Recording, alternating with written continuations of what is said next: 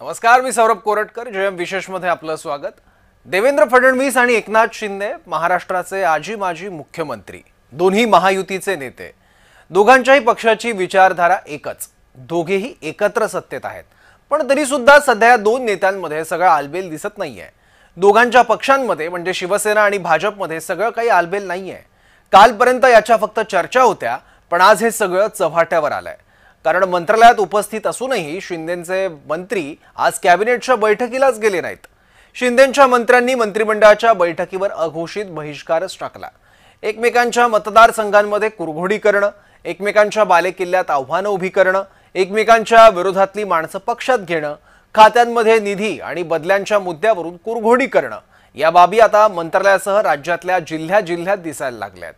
खुद्द एकनाथ शिंदेंच्या ठाण्यातच भाजपने गणेश नायकांच्या रूपाने मोठं आव्हान उभं केलंय.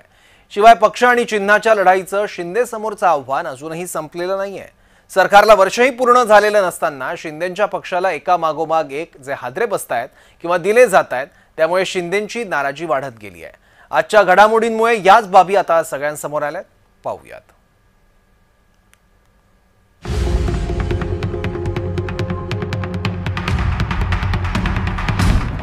राज्यातल्या नगरपालिका आणि नगरपंचायतींच्या निवडणुकांचे अर्ज भरून झालेत.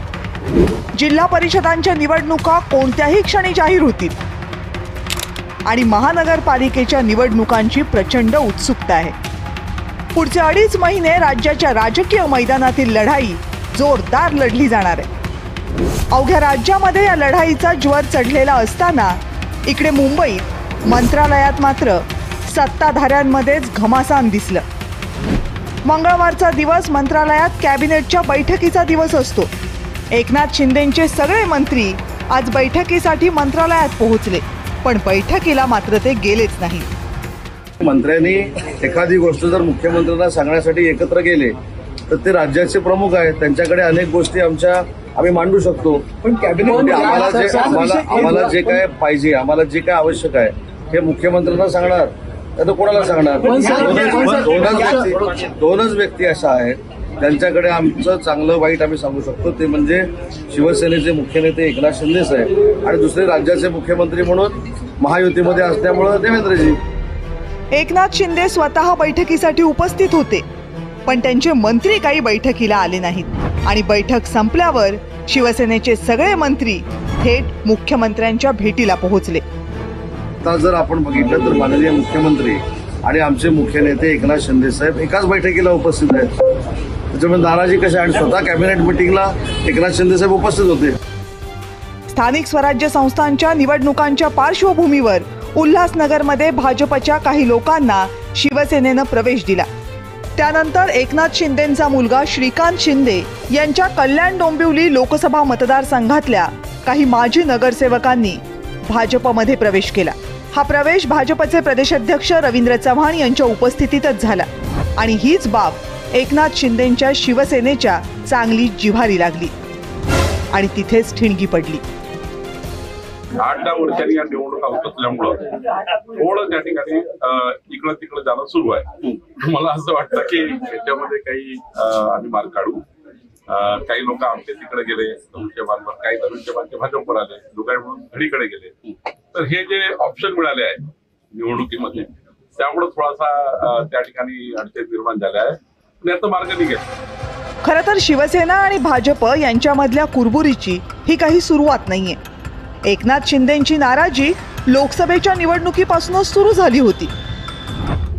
लोकसभेच्या निवडणुकीमध्ये आपल्या घरचा ठाणे मतदारसंघ मिळवताना एकनाथ शिंदेंची चांगलीच दमछाक झाली होती. विधानसभेच्या निवडणुकीनंतर एकनाथ शिंदेंची मुख्यमंत्री पदाची इच्छा अपूर्णच राहिली. नव्या मंत्रिमंडळामध्ये एकनाथ शिंदेंना गृह खात्याची इच्छा होती, पण तीही पूर्ण झाली नाही. एकनाथ शिंदेंच्या शिवसेनेतील काही माजी मंत्र्यांना नव्या मंत्रिमंडळामध्ये स्थान मिळालं नाही. सर्व मंत्र्यांचे पीए आणि ओएसडी हे मुख्यमंत्र्यांच्या संमतीनेच ठरतील असा आदेशच निघाला. एकनाथ शिंदेंच्या मंत्र्यांच्या खात्यामधील निधी हा विविध योजनांसाठी वळवला गेला. एकनाथ शिंदेंच्या अनेक मंत्र्यांची वेगवेगळी वादग्रस्त प्रकरणं बाहेर येऊ लागली. सरकारला वर्ष होत आलंय तरी रायगडच्या पालकमंत्री पदाचा तिढा अजूनही सुटलेला नाहीये. एकनाथ शिंदे मुख्यमंत्री असताना त्यांच्या काळात सुरू झालेल्या काही योजनांना थेट कात्री लावली गेली. एकनाथ शिंदेंच्या जवळच्या सनदी अधिकाऱ्यांवर ईडीची कारवाई झाली. एकनाथ शिंदेंच्या बालेकिल्ल्यात म्हणजे ठाण्यामध्ये गणेश नाईकांनी जनता दरबार भरवायला सुरुवात केली. आणि आता एकनाथ शिंदेंच्या सगळ्याच प्रमुख शिलेदारांच्या बालेकिल्ल्यामध्ये भाजपनं प्रतिस्पर्धी उभे केलेत. आपली हीच नाराजी घेऊन शिंदे कधी दिल्ली दरबारी गेले तर कधी दरेगावी गेले, पण तरीही शिंदेंच्या मनासारखं काही झालं नाही. त्यातही ज्या अमित शहांचा शिंदेंना सगळ्यात जास्त पाठिंबा असल्याची चर्चा आहे, त्याच अमित शहांनी मुंबईमध्ये येऊन कुबड्यांची गरज नाही असं वक्तव्य केलं आणि तिथेच भाजपचे मनसुबे स्पष्ट केले. महाराष्ट्र में बीजेपी पार्टी भाजपा ये किसी बैसाखी के आधार पर नहीं चलती, अपने बूते पर खड़ी. भारत की राजनीति में जिस तरह से भारतीय जनता पार्टी का अस्तित्व और भारतीय जनता पार्टी के सिद्धांत एक अमिट स्थान रखते हैं, उसी तरह से अब महाराष्ट्र में भी भारतीय जनता पार्टी महाराष्ट्र के राजनीतिक क्षेत्र के एक मजबूत हस्ताक्षर है, इसमें कोई ना नहीं. अमित शहांच्या याच वक्तव्यानंतर एकीकडे भाजप नेत्यांचं मनोबल चांगलंच वाढलं, पण दुसरीकडे शिंदेंची कोंडी मात्र वाढत गेली. शिवसेना पक्ष आणि चिन्हाची लढाई अजूनही न्यायालयामध्ये प्रलंबित आहे. त्या लढाईमध्ये शिंदे जिंकले तर त्या पक्षावरची त्यांची पकड मजबूत होईल, पण ती लढाई शिंदे जिंकले नाहीत तर शिंदेंच्या राजकीय भवितव्यासाठी मोठं आव्हान उभं राहील. 2014 ते 2019 या काळात एकनाथ शिंदेंसह तत्कालीन शिवसेनेचे अनेक मंत्री देवेंद्र फडणवीसांच्या युती सरकारमध्ये नाराज होते, तेव्हा ते राजीनामे खिशात घेऊन फिरायचे. 2025च्या महायुती सरकारमध्ये परिस्थिती पूर्णपणे वेगळी आहे, पण नाराजी मात्र तीच आहे. त्यामुळे या नाराजीवर भाजप वेळीच फुंकर घालणार की नाराजीतून उभ्या राहणाऱ्या वादळाचं आव्हान एकनाथ शिंदेंना सलग तिसऱ्या सरकारमध्येही पेलावं लागणार. ब्युरो रिपोर्ट, जय महाराष्ट्र. तर महायुतीला गालबोट लागता कामा नये, महायुती मजबूत झाली पाहिजे याबाबत बैठकीत चर्चा झाल्याची माहिती एकनाथ शिंदेंनी दिली आहे. नाही, आज मुख्यमंत्री महोदयांच्या बरोबर आमची चर्चा झाली, बैठक झाली आणि त्या बैठकीमध्ये महायुती मजबूत झाली पाहिजे, महायुतीमध्ये कुठेही मतभेद होता कामा नये, महायुतीला कुठेही गालबोट लागू नये आणि म्हणून आम्ही महायुतीने लोकसभा लढलो, महायुतीने विधानसभा लढलो, महायुतीने आपण विधानसभा लँडस्लाइड विक्ट्री यश प्राप्त केलेलं आहे आणि त्यामुळे कुठेही वातावरण या स्थानिक स्वराज्य संस्थांमध्ये बिघडू नये, खराब होऊ नये अशा प्रकारची भूमिका मुख्यमंत्री महोदय आणि माझी दोघांची आहे. भाजप आणि शिवसेनेतली अंतर्गत धुसफूस चव्हाट्यावर आल्यावर त्याबद्दल विरोधकांनी काय म्हटलंय ते बघूयात. भारतीय जनता पक्ष हा असा पक्ष आहे की तो कुणाला सोडणार नाही आणि विशेष करून ज्याची साथ घेतात पहिले त्यालाच गिळतात. हे अजगरासारखं काम आहे. आजूबाजूचे लहान मोठे साप गिळून आपण फुगवणं. अजूनही यांना काँग्रेसच्या लोकांची गरज पडते, अजूनही भाजपच्या भारतीय जनता पक्षाला राष्ट्रवादीच्या लोकांची गरज पडते. ते पक्षप्रवेश घेत असतात आणि यातून हेच दिसतं की शिंदे गटाच्या आमदारांच्या वेदना, त्यांचं दुःख हे मनातून आलेलं आहे आणि आता त्याची कळ ही किती भारी आहे हे शिंदे सेनेला भविष्यात दिसेल आणि ती कळ असह्य होईल आणि मग त्याच्या उपचारासाठी त्यांना बाहेर पडावं लागेल.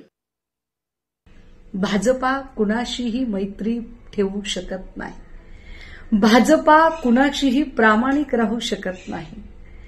गेल्या 25-30 वर्षाच्या मैत्रीमध्ये आम्हाला कायम महाराष्ट्रात शिवसेना मोठा भाऊ असं म्हणणाऱ्या भाजपाने जो पाठीत खंजीर खुपसला, ती भाजपा अवघ्या 25 महिन्यामध्ये शिंदेंना जवळ करेल असं जर शिंदेंना आणि शिंदेंच्या मंत्र्यांना वाटलं असेल तर मला वाटतं त्यांचा फार मोठा गैरसमज आहे. आणि याबद्दल बोलण्यासाठी ज्येष्ठ पत्रकार प्रवीण पुरो आता आपल्यासोबत आहेत. प्रवीण सर, यापूर्वी बऱ्याचदा आपण याबद्दलच्या बातम्या बघितल्या आहेत की अंतर्गत धुसफूस, शिवसेना किंवा शिंदे नाराज आहेत, पण ही अस्वस्थता आता उघड दिसायला लागली आहे.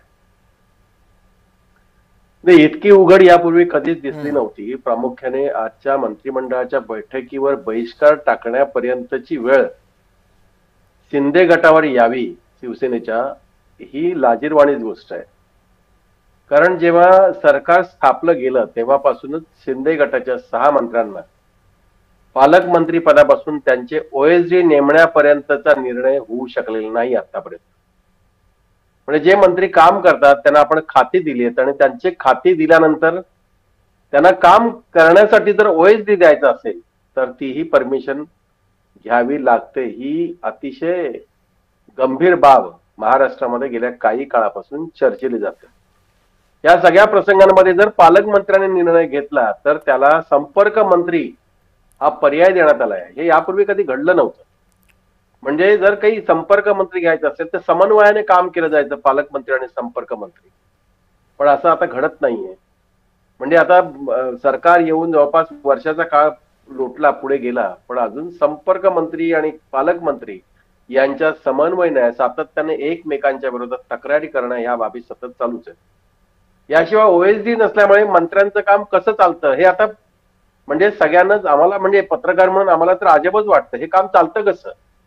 कारण एखादा OSD असतो त्याला माहिती असतं मंत्र्यांचं काम, मंत्र्यांच्या काही सूचना असतात किंवा निधीच्या गरजा असतात, या सगळ्या बाबी त्या OSDला माहिती असतात. जर OSDच नसेल तर मंत्री काम कसं करणार? मंत्री काम करायची त्यांना संधी देणार की नाही आपण?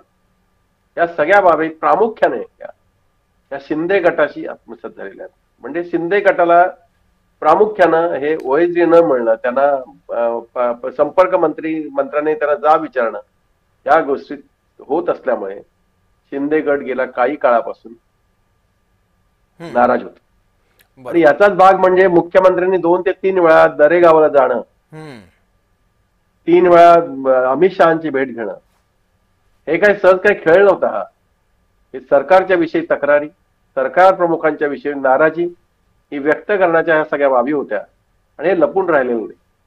आणि आज तर या केवळ निवडणुका नगर परिषदांच्या आहेत. या नगर परिषदांच्या निवडणुकांच्या अगोदरच आपल्या कार्यकर्त्यांना म्हणजे कल्याणचे असतील, उल्हासनगरचे असतील, तिकडे खेडचे असतील, कोकणातले असतील, विदर्भातले, या कार्यकर्त्यांना आपल्याकडे घेण्याचे जे काही आता कारस्थानं सुरू आहेत, ही या गटांना मारक अशीच कारस्थानं आहेत. नवी मुंबईमध्ये असेल किंवा ठाण्यामध्ये असेल, एकमेकांची उणीधुणी काढायला हे 2 गट म्हणजे जे युती सरकारमध्ये आहेत ते अगदीच कमी करत नाहीयेत. एकमेकांची उणीधुणी काढतातच. खरं म्हणजे विरोधक कोण आणि सत्ताधारी कोण असा प्रश्न निर्माण झालाय. दोन्ही सत्तेत बसलेले पक्ष एकमेकांशी आता या सामान्य निवडणुका आहेत, आपण ज्यांना नगर परिषदेच्या निवडणुका आहेत, पण येणाऱ्या आगामी ज्या जिल्हा परिषदेच्या निवडणुका असतील, महानगरपालिकांच्या निवडणुकीच्या वेळेला काय करणार आहे असं सहज प्रश्न आपल्या सगळ्यांच्या समोर पडू शकतो. बरोबर. आणि आताच इतकी अस्वस्थता आहे आणि त्यातून कॅबिनेट मीटिंगवर जर बहिष्कार टाकला जात असेल, मुख्यमंत्र्यांसमोर कैफियत मांडली जात असेल, तर आता आगामी महापालिका निवडणुकांच्या पार्श्वभूमीवर काय घडतं हे सुद्धा आपल्याला बघावं लागणार आहे आणि त्याबद्दल चर्चाही करावी लागणार आहे. धन्यवाद सर, आपण विश्लेषणासाठी जय महाराष्ट्र सोबत जोडले गेलात त्यासाठी.